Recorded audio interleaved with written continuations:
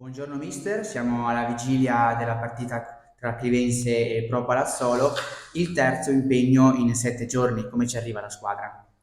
Beh, motivata, contenta perché il risultato di mercoledì ha dato sicuramente morale, quindi ci siamo allenati cercando di recuperare le forze più che altro quelli che avevano giocato, gli altri hanno fatto un buon lavoro, quindi eh, guarderemo da domani un po' l'avversario che andiamo ad affrontare, sapendo già che è una squadra forte, quindi cercheremo di prepararci al meglio.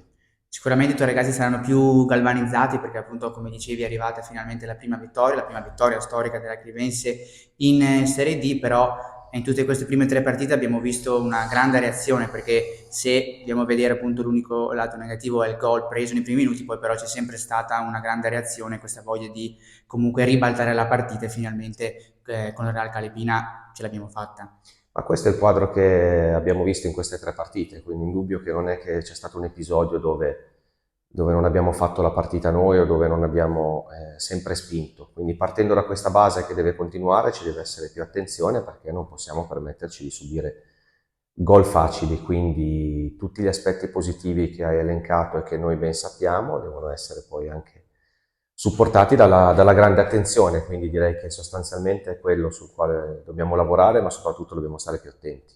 Immagino ci siano dei cambiamenti domenica, ricopri qualcuno dei giocatori fuori?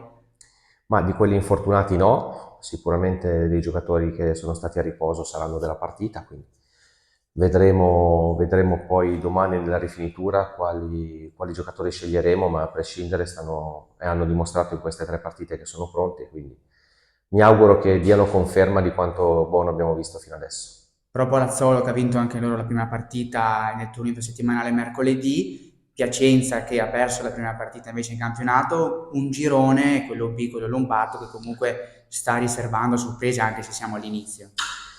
Ma sostanzialmente non conoscendo il girone, quindi potevo aspettarmi di tutto. Ero preparato a un girone difficile, me ne sto rendendo conto. Noi cerchiamo di concentrarci di partita in partita. La Pro Palazzolo è una squadra che ha giocato contro il Desenzano, non meritava di perdere, ha fatto un'ottima partita contro l'Arconatese. Mercoledì ha vinto una partita negli ultimi minuti, ma spingendo tanto e non mollando mai, quindi una squadra con dei giovani interessanti, con degli over che hanno anche esperienze nei professionisti, un allenatore bravo che ha fatto molto bene anche l'anno scorso, Avado. Perciò di sicuro non è una squadra da prendere con le molle, ma come ho sempre detto poi c'è la Clivense e quindi noi dobbiamo pensare a quello che dobbiamo fare noi che ce l'abbiamo bene in testa. Grazie.